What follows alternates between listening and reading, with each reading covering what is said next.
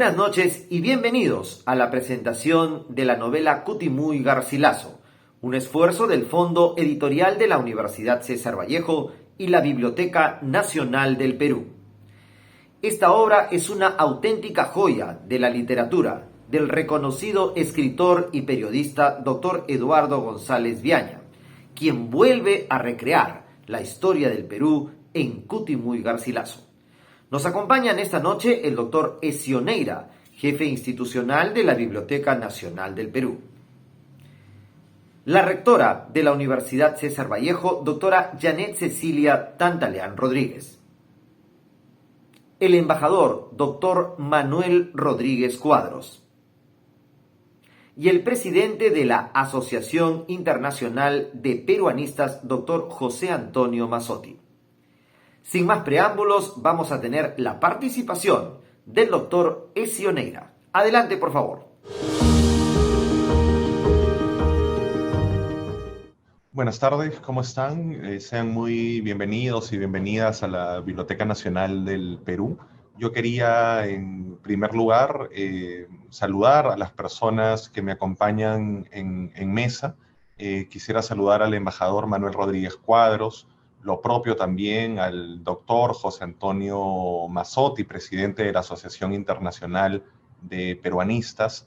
Un saludo también muy especial para la señora Janet Tantaleán, rectora de la Universidad César Vallejo, que es pues el fondo editorial que nos hace posible poner a disposición esta nueva entrega de Eduardo González Viaña, un amigo de la casa, un autor pues muy prolífico, de una amplísima trayectoria y que, por supuesto, todos quienes están viendo esta transmisión seguramente ya conocen y seguramente han leído también.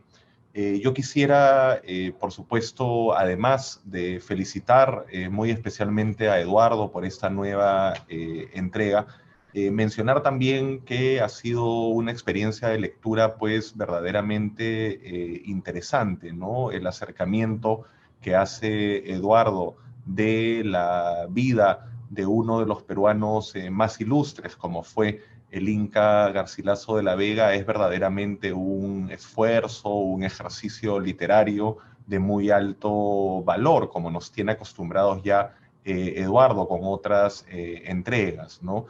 Recordemos pues que la figura del Inca Garcilaso de la Vega ha sido de enorme importancia para la historia del Perú y también ciertamente para nuestra tradición literaria, ¿no? Es la figura del Inca Garcilaso de la Vega la que abre nuestra literatura al mundo hispano, por lo menos, ¿no? Algo que me parece también muy interesante del libro de Eduardo que estamos presentando en este breve evento es pues la forma también en que queda tangente como, digamos, los comentarios reales de los incas, ¿no? Probablemente la obra más importante del Inca Garcilaso de la Vega es un relato, pues, que por igual, ¿no? Nos cuenta la historia de los fundadores del Tahuantinsuyo, pero además también sus usos y costumbres, sus creencias religiosas, sus técnicas agrícolas, incluso también los alcances científicos que alcanzaron, ¿no? Y al hacerlo, ¿no? Al relatar, ¿no es cierto?, la historia de los fundadores del Tahuantinsuyo, se puso también el Inca en gran peligro, porque ello significaba contrariar la tesis de que el imperio de los incas había sido solamente gobernado por tiranos y poblado por seres de cuya pertenencia a la raza humana podría haber dudas, ¿no? Y por ello también, desde luego, es que la aparición de un libro como este y la emergencia de un autor tan importante como fue el Inca Garcilaso justamente también permitió el volver a contar la historia, el volvernos a contar la historia, de tal manera que podamos construir una historia no solamente más real, sino también una historia pues mestiza, que hable ya de un tránsito, que hable de una comunicación, que hable de diferentes puentes que se pueden tender entre diferentes culturas.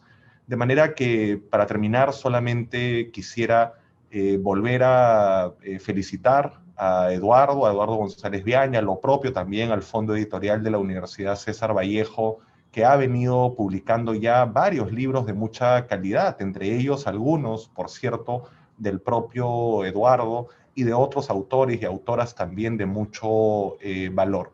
Así que desde la Biblioteca Nacional quiero enviarte, Eduardo, un gran saludo de felicitación, muchos éxitos con esta nueva entrega, con esta nueva novela, y pues ya estamos muy expectantes también de otras entregas que seguramente tendrás preparadas para el futuro cercano. Así que bienvenidos, bienvenidas de nuevo a la Biblioteca Nacional, y pues espero también que nos acompañen, por cierto, en las celebraciones que ya estamos empezando en el marco de los 200 años de creación de la Biblioteca Nacional, ¿no? Les invito en ese sentido a seguir también la programación que ya está anunciada en nuestras diferentes redes, y pues por supuesto también espero que nos acompañen en los diferentes eventos que estaremos realizando en los próximos días.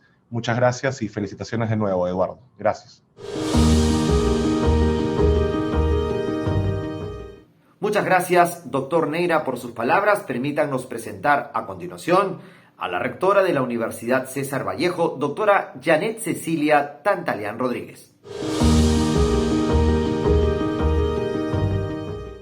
Sin Garcilaso de la Vega, los peruanos estaríamos despojados de historia, o sea que no sabríamos quiénes fuimos ni quiénes seremos.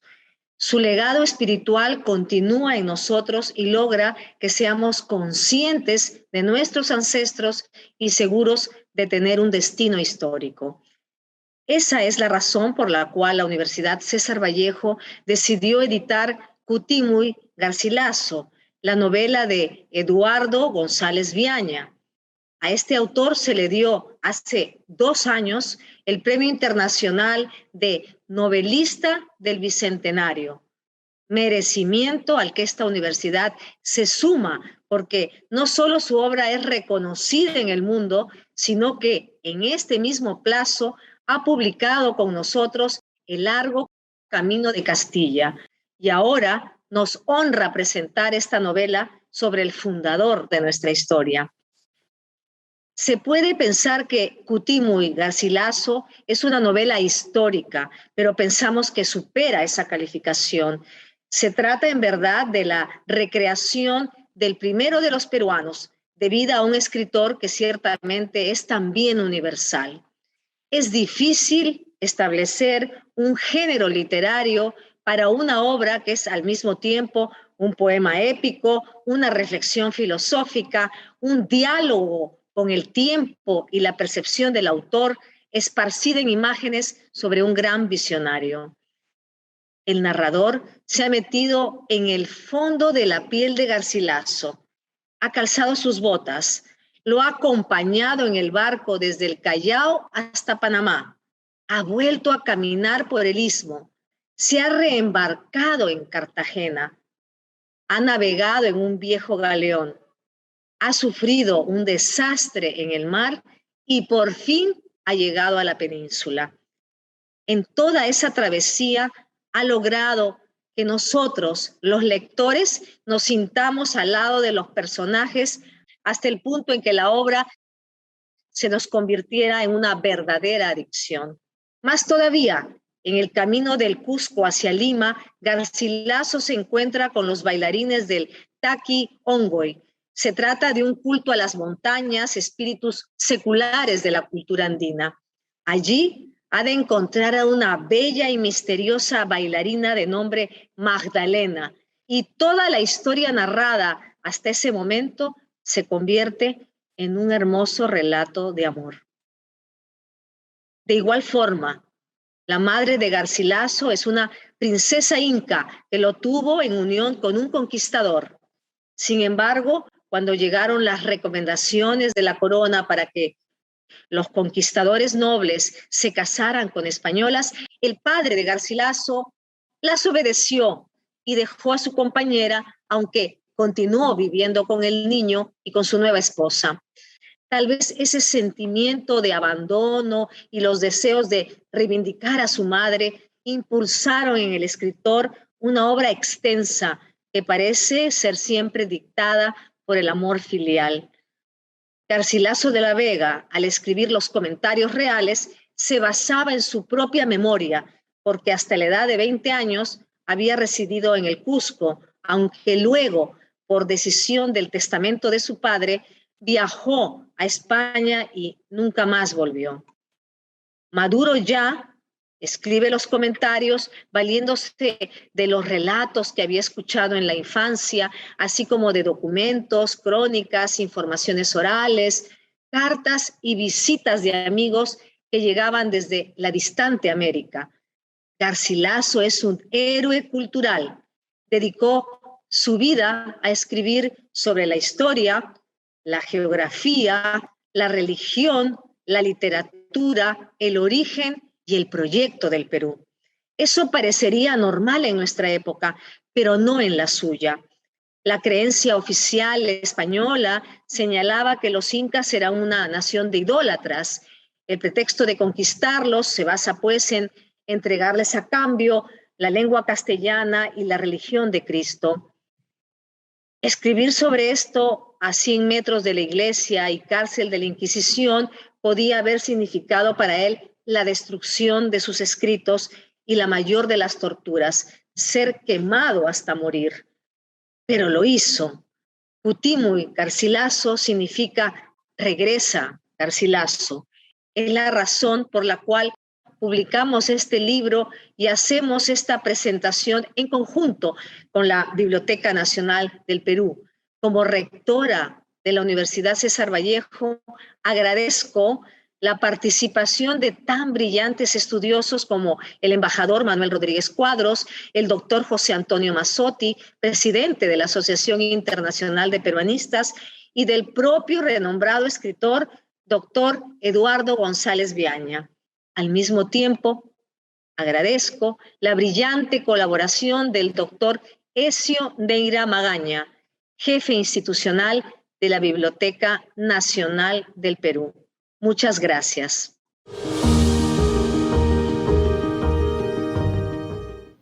Muchas gracias por su mensaje, doctora Tantalián. Es un placer presentar a continuación al embajador, doctor Manuel Rodríguez Cuadros.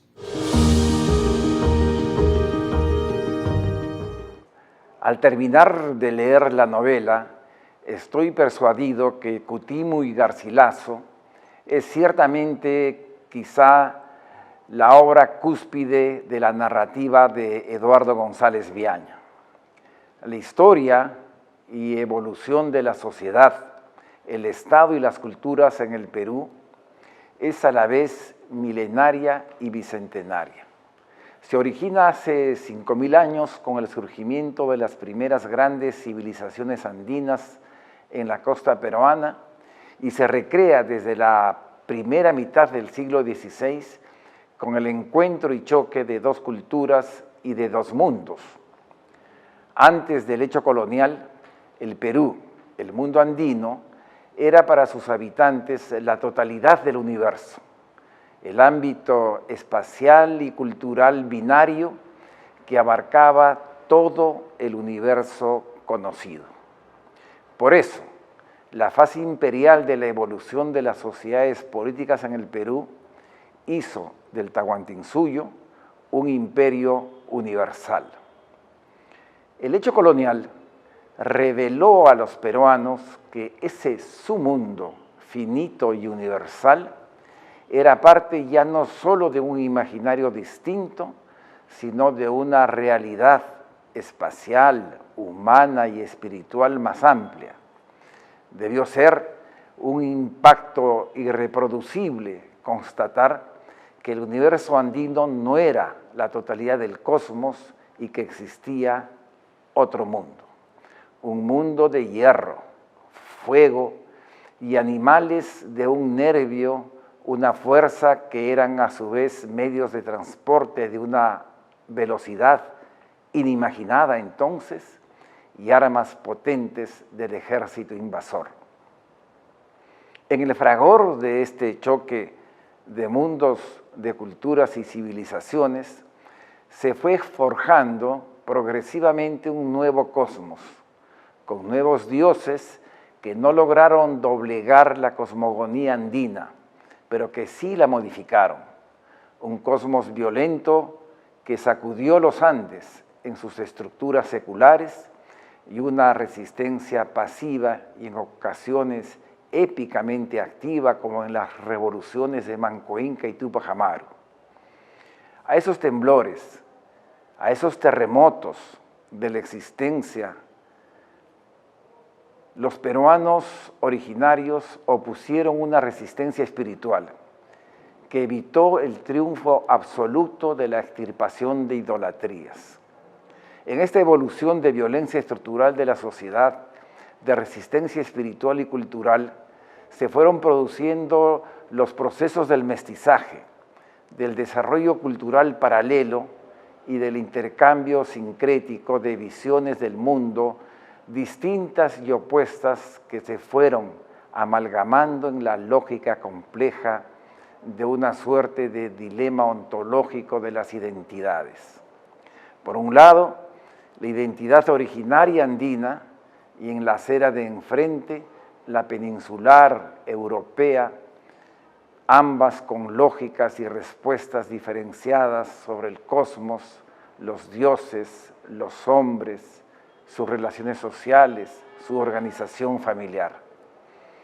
Los comentarios reales del Inca Garcilaso de la Vega, más allá de su vocación de narrar la historia del Tahuantinsuyo y de la conquista como una crónica histórica, y también más allá del debate sobre la rigurosidad de sus relatos, es esencialmente la historia subjetiva de un hombre que en el destierro se angustia y pregunta sobre su propia identidad. Y en sus respuestas encontramos la ruta también subjetiva de la primera expresión mestiza de la identidad nacional peruana. Garcilaso, como estructura de pensamiento y como percepción existencial del hombre frente a la sociedad, es el primer peruano que produce la historia. Y la novela de González Viaña es una suerte de recreación de este mundo, con un lenguaje real maravilloso que conduce a formar parte de la vida subjetiva y onírica del joven Gómez Suárez de Figueroa en el itinerario de su propia vida material y subjetiva, que lo convierte progresivamente en el Inca Garcilaso de la Vega. Eduardo González Viaña es uno de los narradores más importantes de la novela peruana contemporánea y el autor latinoamericano que mejor ha incluido en su narrativa las temáticas de la migración hacia los Estados Unidos. La migración, por sí misma, supone una lucha identitaria que se resuelve o no, pero que expresa las dimensiones más dramáticas y dulces a la vez de la relación del ser humano con su propia historia individual y sus referencias societales. Este dilema de la inmigración, del arraigo y de la identidad están notablemente abordados en Cutimuy Garcilaso. Como en sus otras novelas, González Viaña nos conduce en la ficción realidad de la historia del Inca Garcilaso de la Vega con una prosa poética que tiene la virtud de proporcionar al lector una novela en la que la poesía está presente de manera permanente. Había una luna grande, pesada en el centro del cielo, pero esas lunas llaman a la tormenta y debido a eso el barco se estaba hundiendo. Quizás no iba a encontrar fondo alguno porque a veces el océano no lo tiene. Este es el párrafo con que se inicia la novela. Y es a la vez la mejor expresión y señal al lector para ingresar al mundo al que se introduce con la lectura de Cutimu y Garcilaso. Una historia recreada del desarraigo, la búsqueda de la identidad y el reencuentro de una visión ontológica del mundo andino y sus contrastes con la sociedad colonial peruana del siglo XVI. Es una historia de la formación de la identidad nacional peruana personificada en Garcilaso, y se hace a través de un mundo en el que el imaginario de Garcilaso, como el primer peruano mestizo, se entrelaza en la ficción histórica y la poesía hecha prosa.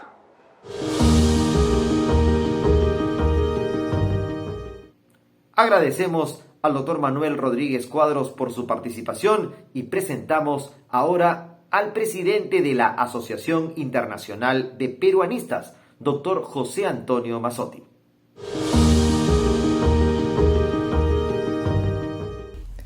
Muy buenas noches, mi nombre es José Antonio Mazzotti, soy poeta, crítico literario, director de la Revista de Crítica Literaria Latinoamericana y presidente de la Asociación Internacional de Peruanistas.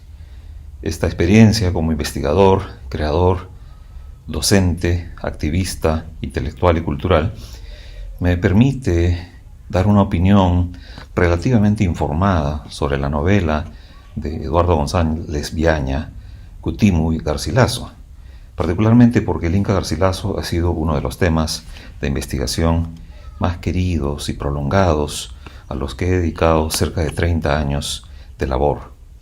La novela, al ser parte del proceso creativo de esta gran obra que en conjunto significa la narrativa de Eduardo González Viaña, se sitúa muy bien dentro de algunas de las aristas que nuestro autor ha mostrado a lo largo de las últimas décadas. Por un lado, el problema de la migración latinoamericana, a la que sin duda González Viaña ha contribuido a través de la imaginación, particularmente la migración de los latinos a los Estados Unidos, y por otro lado, este género siempre ambiguo, debatible, que es la novela histórica. En la novela de Garcilaso, sobre Garcilaso, Cutimu y Garcilaso, que acaba de publicar Eduardo González Viaña, encontramos la confluencia de estas dos corrientes y estos dos intereses. Se trata de una obra que se basa parcialmente en la vida de nuestro gran cronista y escritor mestizo. Como sabemos, el Inca Garcilaso nace en el Cusco, es hijo de un capitán de la nobleza provinciana de España extremeña, el capitán Garcilaso de la Vega Vargas, pariente de Jorge Manrique, pariente por supuesto del gran poeta toledano Garcilaso de la Vega, del Marqués de Santillana y otros personajes ilustres de las letras españolas. Y también Garcilaso, nuestro autor, es hijo de la princesa incaica Chimpu Oquio, que era nieta, nada menos, del 10º emperador, el gran Tupac Inca Yupanqui, el 11º. Pues bien, estas dos corrientes nobiliarias, la española y la cusqueña, hacen que nuestro personaje histórico sea un mestizo de alta alcurnia, un mestizo aristocrático, que va a tener acceso a las mejores fuentes históricas y culturales de su momento. Sin embargo, el Inca Garcilaso nace, como muchos otros mestizos, con la marca de la ilegitimidad. Sus padres nunca se casaron y, como sabemos, por los apuntes biográficos, la documentación que han publicado Porras Barrenechea y otros autores, se trata de una visión que podríamos llamar conflictiva con respecto a su situación familiar, puesto que el Inca Garcilaso no tiene todo el prestigio social que podría haber tenido si sus padres se hubieran casado. Aparte de eso, como sabemos también, muchos mestizos eran marginados, se consideraban sospechosos tanto por el lado español como por el lado incaico, es decir, no eran ni plenamente una cosa ni la otra. Con esta problemática enfrente, el Inca Garcilaso tiene que lidiar con un ambiente que va a continuamente, de manera progresiva, limitar sus opciones sociales. Él nace como hijo de un conquistador importante, que recibe encomiendas, por lo tanto tiene una situación económica bastante holgada de niño, hasta que, cuando muere su padre en 1559, él tiene que viajar. Tiene que irse a España a reclamar aquellos derechos que consideraba propios, ¿no?, por la labor de su padre en el proceso de la conquista. Es así como sale del Cusco en enero de 1560. Su padre había muerto casi un año antes, le había dejado una herencia de 4.000 pesos de oro, que es más o menos equivalente al cambio de hoy a unos $150.000, es decir, no era poca cosa. Ahí empieza la novela de Eduardo González Viaña, en ese viaje que comienza en enero de 1560, luego llega a Lima y se embarca en marzo de ese mismo año hasta llegar a España en junio de 1560. En esos 6 primeros meses de ese año es que la novela toma cuerpo. Empieza con una tormenta fuerte, es decir, el inicio de la novela es abrupto, violencia, desgracias naturales, olas altísimas, vientos huracanados, el barco en que viajaba casi se hunde, y entonces se da una especie de renacimiento, ¿no?, una forma de resituarse en el mundo gracias a, podríamos decir, como el Inca Garcilaso, la providencia, porque muchos barcos, como sabemos, se hundían, naufragaban fácilmente. Se calcula que una tercera parte de la navegación transatlántica de los siglos XVI y XVII terminaba en el fondo del mar. Pues bien, Garcilaso se salva. En su trayecto de Cusco a Lima pasa por Huamanga, y en Huamanga se familiariza con un movimiento que conocemos como existente, el movimiento del Taqui-Oncoy, ¿no?, o de la enfermedad del canto, como se suele traducir.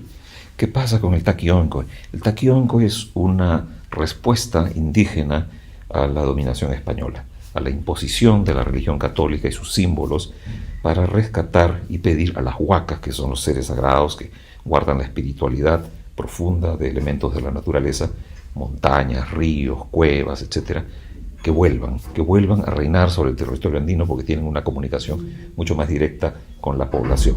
De modo que este es el telón de fondo de la novela, por lo menos del inicio de la novela, y en ese encuentro que tiene con los militantes del Taqui-Oncoy, con el histórico Juan Chocne, con una de sus asistentes, que es María Magdalena, se conoce y enamora a esta mujer mestiza, que también es ficcional, porque no sabemos mucho de la María Magdalena histórica, y con esta mestiza, también hija de español y de madre noble incaica, empieza una relación amorosa que le va a durar toda la vida. No porque estén juntos, sino porque van a mantener esa afinidad espiritual que tiene oscilaciones entre el mundo cristiano y el mundo indígena. Entonces la novela sigue por distintos pasajes de la vida del Inca Garcilaso, de manera salteada, no es una novela lineal, y eso nos permite también crear, que tengamos la impresión de un tiempo resquebrajado, ¿no?, de un tiempo que no ha alcanzado su consolidación, porque en efecto ese siglo XVI, mediados del XVI, es un tiempo lleno de violencia, es un tiempo lleno de incertidumbres, de intentos de identificación que el Inca Garcilaso tiene que resolver poco a poco, ¿no?, a su manera, y la novela se plantea entonces como una respuesta imaginaria de estos dramas históricos, personales, biográficos que el Inca Garcilaso había vivido.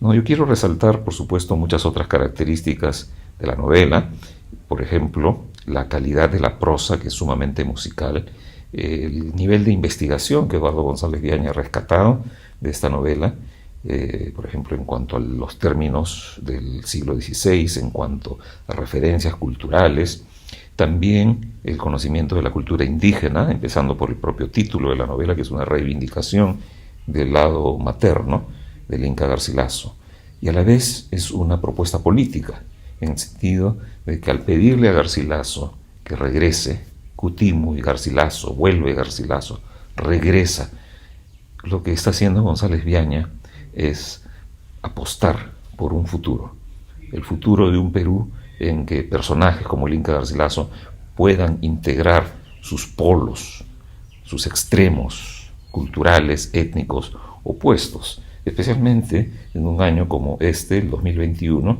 que ha sido y sigue siendo un año desgarrado, tanto por la desgracia de la pandemia, que no solamente es peruana, pero que en el Perú ha tenido un ensañamiento fuerte, mucho más fuerte que en otros países, y también es el año de las elecciones presidenciales, que hemos visto han revelado opciones radicales y también miasmas morales de parte de determinados sectores que han pensado que el Perú sigue siendo una colonia o un virreinato, en que existe una república de españoles y una república de indios, y que no aceptan ni quieren aceptar la democracia, en el sentido de que no quieren reconocer el triunfo de la voluntad popular. Entonces es una novela que, si bien se sitúa en el siglo XVI, termina siendo tremendamente actual, porque nos habla del Perú y sus conflictos, nos habla de los dramas que sufrimos muchos peruanos, de nuestras tendencias hispanistas e indigenistas que van por distintas direcciones y que no logran conjugarse, unirse en una sola posibilidad de nación, sino al contrario, nos revelan que somos muchas naciones. Y quizá eso sea lo más interesante, ¿no? Que la novela respeta esas diferencias. Vivir todas las sangres, como decía Arguedas, y el Inca, aunque no lo dijo así, sí señaló que el Perú era su patria y que él llamaba a esa patria todo aquel imperio que fue de los incas, que era en sí mismo también ya muy heterogéneo, ¿no? Había cientos de lenguas en el imperio incaico, es decir, el quechua no era la única lengua, quizá era la lengua franca, la lengua de la comunicación. Así que estos problemas nos revelan un Perú, como decía, múltiple, ¿no? Casi mosaico, en el sentido de estar conformado por distintos elementos discretos, en el sentido lingüístico, antropológico de la palabra, es decir, diferenciables, pero a la vez funcionales entre sí.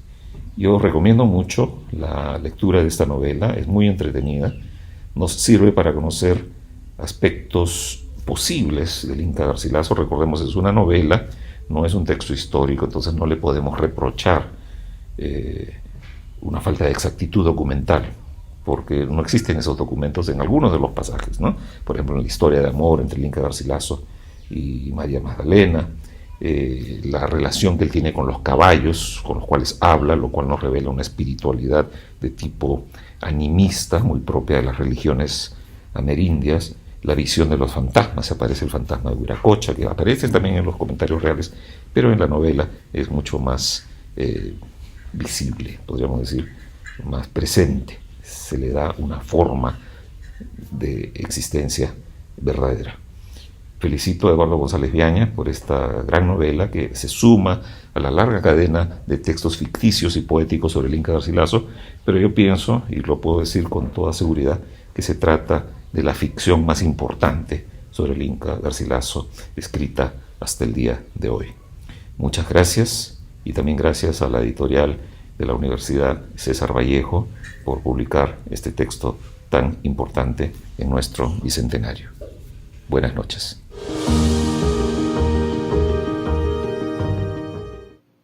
Muchas gracias por sus palabras, doctor Mazzotti, y ahora es un placer, como siempre, presentar a un ilustre escritor, académico y periodista. Con el placer de siempre, presentamos al doctor Eduardo González Viaña, autor de Cutimuy Garcilaso. Adelante.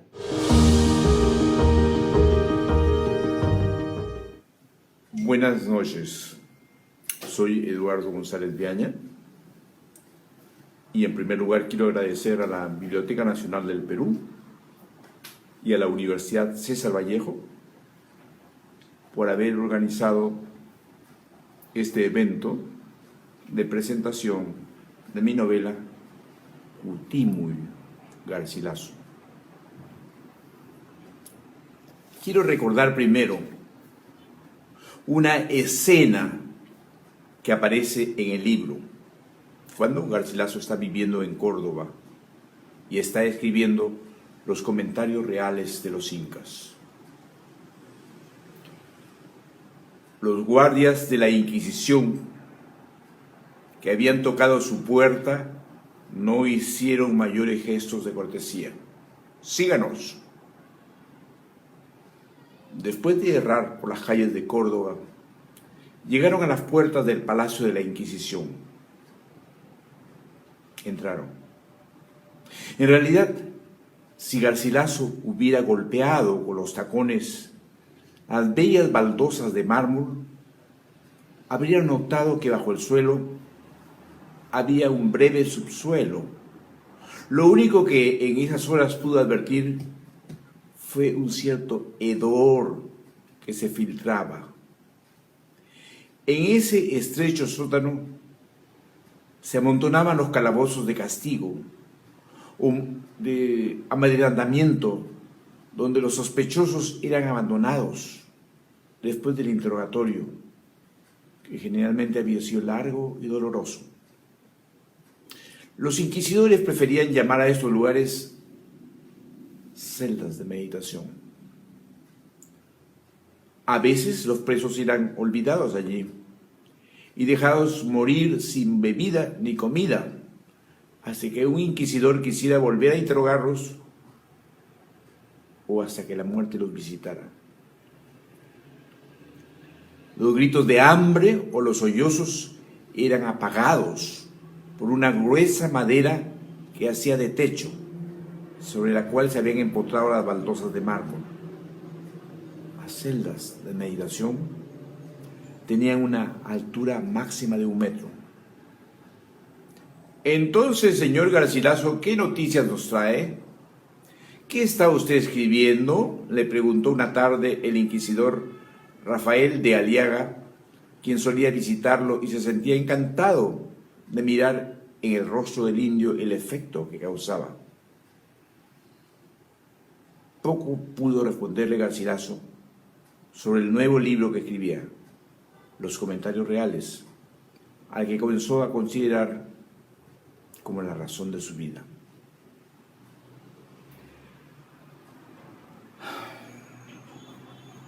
Quiero decirles por qué es importante haber comenzado con esta entrevista entre Garcilaso y el inquisidor. Ustedes se preguntarán, ¿qué tiene que ver esto con el resto de la novela? Y les responderé que es la razón de ser de la misma. Es la rebelión de un escritor contra la bestialidad y la intolerancia. Hay que entender que la España colonizadora tenía una coartada para justificar la apropiación de un continente, para defender la ejecución de sus emperadores, para disculpar la esclavización de sus habitantes y para excusar la conversión de tierras de cultivo en territorios mineros cuyo cielo era eternamente negro, cuyos hombres eran cadáveres caminantes y cuyo aire olía a humo, a desgracia y a condenación eterna. Esa coartada consistía en aseverar que el imperio de los incas había sido solamente una horda de salvajes e idólatras y que su propio idioma era similar al de las bestias cuando lo utilizan para entenderse entre ellas. Resultaba por eso necesario traer a estas tierras la lengua castellana y la santa religión. Recuerden ustedes que tan solo medio siglo después de la llegada de Colón a este continente, el Papa Pablo III, en su bula Sublimis Deus, en 1537, declaró que los hombres de esas tierras sí tenían alma y por lo tanto eran hombres.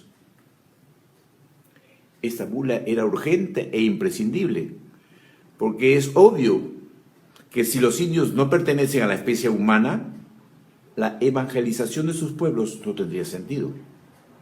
Si para ellos no existe otra vida después de la muerte por carecer de alma,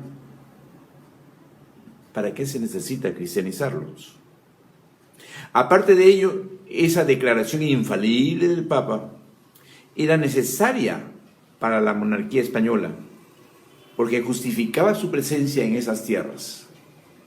Y por fin, era un instrumento de conquista, porque una religión que predica la resignación y el sometimiento es un arma formidable para imponer el dominio y consolidar la colonización. Y sin embargo, nuestro paisano Garcilaso de la Vega, nacido en el Cusco en 1539 y muerto en 1616 en España, se atrevió a escribir sus colosales comentarios reales de los incas y describió el viejo imperio como lo que en realidad fue una de las civilizaciones más portentosas del planeta. A 2 esquinas de su casa, como lo escucharon en el relato, la Inquisición quemaba herejes y podía echar a las llamas a un escritor que disintiera de la versión oficial. Por eso, desde que comencé a leerlo, cuando yo tenía 15 años, Garcilaso me enseñó que el primer deber de un escritor es ser valiente.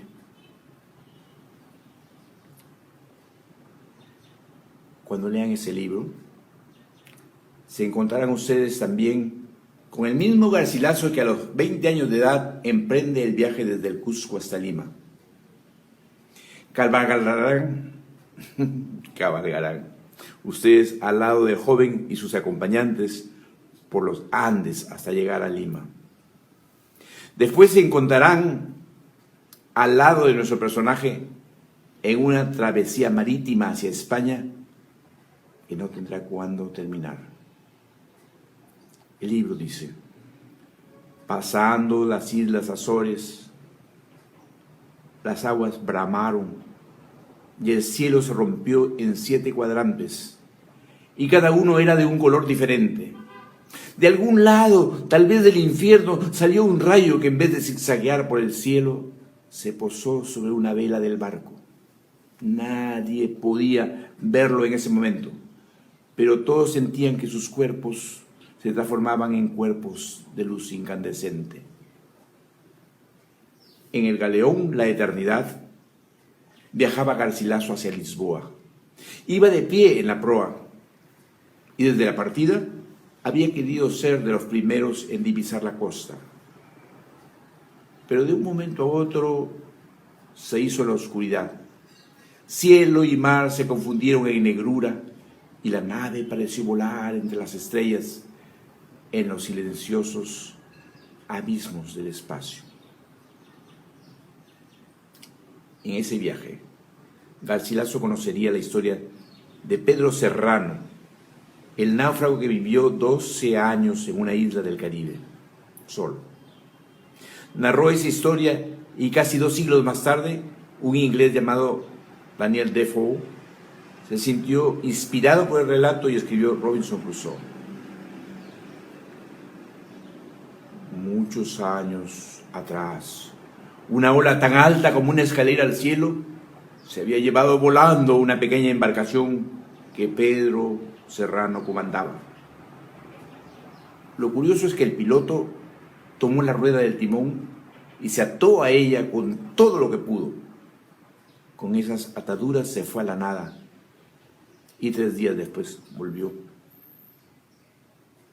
El pequeño islote estaba a medio camino entre Cartagena y La Habana. Allí divisó un cangrejo y una langosta que corrían cerca de él. Los atrapó y se los comió crudos. A la semana siguiente vio salir a varias tortugas de su escondite en la arena. Arremetió contra ellas y las puso de espaldas. Luego, sacando un cuchillo que solía traer al cinto, degolló una y comenzó a beber su sangre como agua. Pero ustedes no quieren que les siga leyendo el libro. ni tampoco lo desea el editor. Lo cierto es que Pedro Serrano se pasó una década viviendo de esa forma hasta que lo rescató un barco. Estaba tan tostado y peludo que parecía un animal o un demonio, y tuvo que rezar el credo a viva voz para que los hombres de mar lo creyeran ser humano y lo dejaran subir a su nave. Este libro tiene un poco más de 500 páginas. Y abriendo cualquiera de ellas, se encontrarán ustedes con belleza y rebeldía, como en el caso de Cura Oglio, la esposa del rebelde Manco Inca.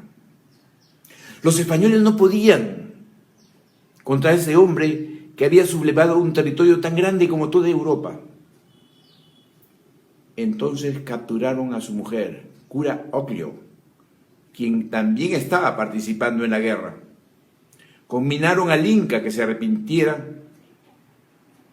pero ni ella ni él aceptaron. Entonces a ella la ataron a una cruz y la flecharon.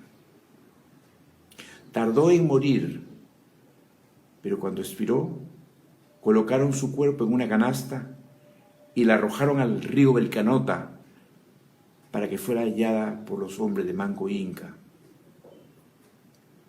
Desde ese momento, una mujer delgada y bonita viene flotando. Mira el cielo y las manos juntas sobre su vientre, comienza a vivir la eternidad con la mente en calma. Todo es hoy, todo está presente. El río navega eterno y sobre él flota una mujer joven llamada Cura Oglio. Sube y baja la corriente, Cura Oglio. El río que la conduce da la vuelta por los 4 horizontes. Resuena la voz de las plantas, el paso de los animales, el rodar de las piedras, el murmullo de la noche, los suspiros del día. Es como si ella se sentara a morir y su alma le rogara que no lo haga todavía. ¿A dónde conduce el camino de Cura Oglio? No lo preguntes ahora, porque ahora conduce hacia ti mismo. Al igual que Cura Oglio, una dama difunta de otro lado del mundo llamada Ofelia yace sobre una canoa y su cuerpo está rodeado de rojas y azules flores perpetuas. Morir es dormir y tal vez soñar. En una y en otra la voz se cayó, pero el corazón hablará para siempre. El río que las lleva discurre lento por un perdurable mediodía. Y si ustedes continúan leyendo, verán ondear banderas rojas y negras, largas y verticales, y sentirán cómo estremecían uno y otro lado del continente sudamericano. Sabrán que un insurrecto llamado Tupac Amaru II había leído los comentarios reales y que luego, por esa razón, fueron prohibidos. Y contemplarán cómo atan sus 4 extremidades a 4 caballos y no podrán atarlo ni encerrarlo en una cárcel, porque él estará dentro y fuera todo el tiempo, ese año y 200 años después y siempre. Este libro está dedicado a Garcilaso y a Tupac Amaru. En Cusco nacieron ambos y en verdad nació la patria. Por eso he dedicado ese libro al Cusco. De allí salió el mundo. Cutimuy significa regresa en quechua. Y yo prefiero decirlo en quechua, Cutimuy Garcilaso. Y tráenos lo que hay antes y detrás de tu muerte. La vieja idea del Perú, la vieja utopía que nunca se tornará arcaica, porque solamente son arcaicos los que renuncian a sus utopías. Y porque Garcilaso y Tupac Amaru siempre estarán atrás y adelante para decirnos cuál es el camino del Perú y para enseñarnos que hay que ser valientes. Gracias.